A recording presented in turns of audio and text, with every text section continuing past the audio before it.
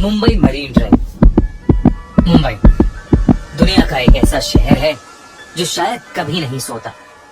रात में यहाँ अक्सर लोगों की रौनक लगी रहती है, स्पेशली मुंबई के मरीन ड्राइव पर, जो कि मुंबई की जान है। रात के अंधेरे में कई लोग यहाँ आते हैं और कभी न अंत होने वाले समुद्र के व्यू को एंजॉय करते हैं। लेकिन एक रात मरीन ड्राइव पर कुछ ऐसा हुआ कि वो रात रोहन की जिंदगी की सबसे खौफनाक रात बन गई। रोहन का ऑफिस मरीन ड्राइव के पास था और रोहन लगभग हर शाम ऑफिस के बाद कुछ देर मरीन ड्राइव पर सैर करने जाता था। कुछ दिनों से उसके ऑफिस में काम का लोड बहुत ज्यादा बढ़ गया था, जिसकी वजह से उसे ऑफिस से निकलते हुए देर रात हो जाती थी। लेकिन फिर भी वो मरीन ड्राइव जरूर जाता था। उसके लिए ये एक ऐसी जगह थी जहाँ वो अपने दिमाग को शांत कर सकता था। एक रात उसे ऑफिस से निकलते हुए 2 बज गए। वो रोज की तरह उस रात भी मरीन ड्राइव पर गया, लेकिन उस रात हवा में एक अजीब सी ठंडक थी। मरीन ड्राइव पर ठंडी रात में अक्सर कई लोग वहाँ बैठा करते थे, लेकिन उस रात रोहन वहाँ बिल्कुल अकेला था। दूर दूर तक उसे कोई नजर नहीं आ रहा था, लेकिन वो ये सब इग्नोर करके कान में ईयरफोन्स लगाए वहाँ वॉक करने लगा। वो गाना एंजॉय करते हुए वॉक कर ही रहा था कि अचानक उसके ईयरफोन्स में आवाज आनी बंद हो गई। उसका फोन अचानक से स्विच ऑफ हो गया था। ये बात रोहन को बहुत अजीब लगी, क्योंकि उसके फोन में तो करीबन 80% चार्जिंग थी। वो फोन ऑन करने की कोशिश कर रहा था जब अचानक से उसे किसी के रोने की आवाज आई। वो कुछ आगे चला तो वहाँ एक लड़की बैठकर रो रही थी। ये देखकर न जाने रोहन को क्या हुआ कि वो उसके पास चला गया और उससे उसके रोने का कारण पूछने लगा। उस लड़की ने बताया कि उसका नाम अंजलि है और जिस लड़के से वो प्यार करती थी और साथ रहती थी, उस लड़के ने उसे धोखा दे दिया। उस लड़की की बातें सुनते हुए रोहन वहीं पर बैठ गया। रोहन काफी देर तक वहीं उसके साथ बैठा रहा और फिर अचानक से रोहन के सर में बहुत जोरों का दर्द शुरू हो गया। वो दर्द इतना तेज था कि रोहन का पूरा चेहरा लाल हो गया और देखते ही देखते रोहन अपने होश खो बैठा। जब रोहन की आंख खुली तो सुबह हो चुकी थी और वो मरीन ड्राइव पर ही लेटा पड़ा था।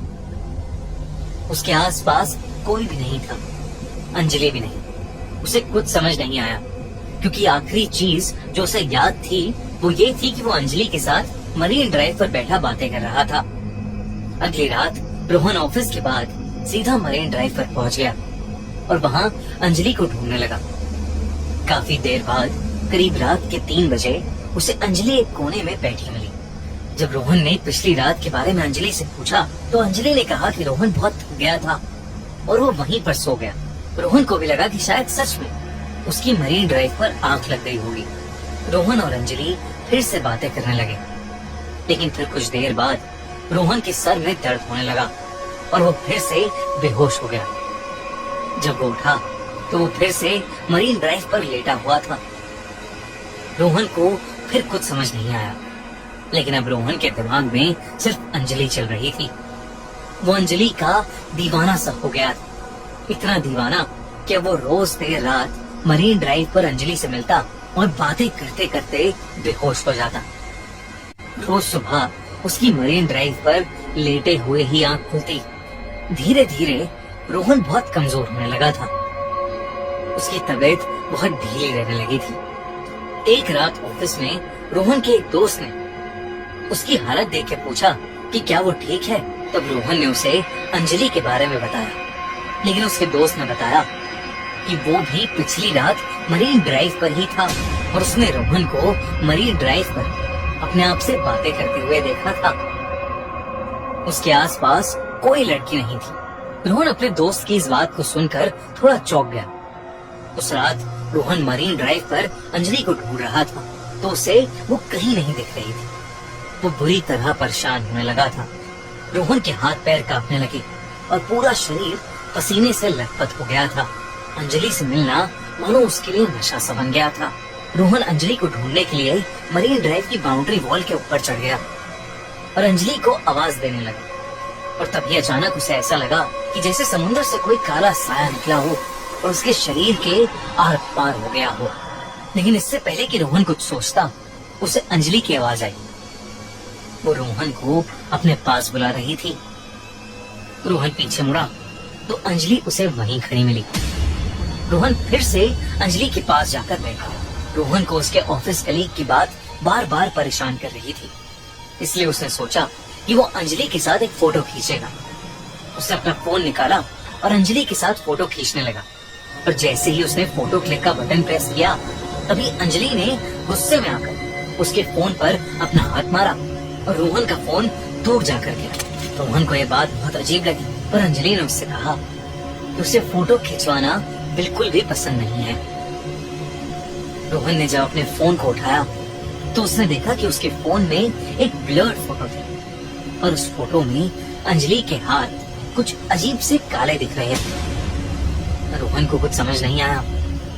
तभी अंजलि ने फिर से उसे आवाज लगाई और रोहन अब थोड़ा सहम गया। रोहन अंजलि के पास गया और उसने उससे पूछा, अंजलि, हम इतने समय से मिल रहे हैं पर तुमने कभी बताया नहीं कि तुम आखिर रहती कहाँ। अंजलि ने उस बात का कोई जवाब नहीं दिया। वो बस चुप होकर फिर से रोने लगी और उसके रोने की आवाज सुनकर रोहन के सर में फिर से जोरों का दर्द शुरू हो गया। हर बार जब भी रोहन का सर दर्द करता, उसके बाद उसे कुछ याद नहीं रहता। लेकिन इस बार जैसे ही रोहन को चक्कर आने लगे, उसने अपना फोन का कैमरा निकाला और उससे अंजलि की फोटो ले ली।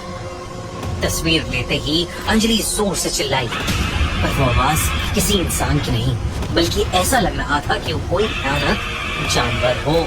रोहन ने जैसे ही फोन के अंदर देखा तो उसका दिल दहल गया। उस फोटो में बैठी लड़की अंजलि नहीं थी, बल्कि एक बहुत भयानक चुड़ैल लग रही थी, जिसका पूरा शरीर काला पड़ चुका था। ये देखते ही रोहन के हाथों से फोन छूट गया और वो चीखता हुआ तेजी से मरीन ड्राइव से दूर भागने लगा। कुछ दूर जाकर जब उसने पीछे मुड़कर देखा तो अंजलि का चेहरा पूरी तरह बदल चुका था। वो एक भयानक चुड़ैल दिख रही थी और वो चुड़ैल धीरे धीरे समुद्र में जाके कहीं गायब हो गई। रोहन को अपनी आंखों पर विश्वास नहीं हो रहा था। जब उसने आसपास के सामान बेचने वालों से पूछा तो एक बूढ़े आदमी ने उसे बताया कि कई साल पहले एक लड़की रोज रात में आकर मरीन ड्राइव पर रोती थी। लोग कहते थे कि उसके लवर ने उसे धोखा दे दिया और उसे छोड़कर चला गया, और इसी दुख में उसने एक रात मरीन ड्राइव पर पानी में कूदकर अपनी जान दे दी।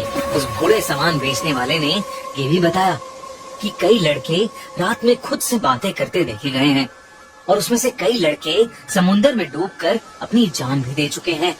रोहन को लगा कि शायद वो भी उस आत्मा के वश में आ गया था और उसकी जान बाल बाल बची। उस रात के बाद रोहन फिर कभी मरीन ड्राइव गया ही नहीं।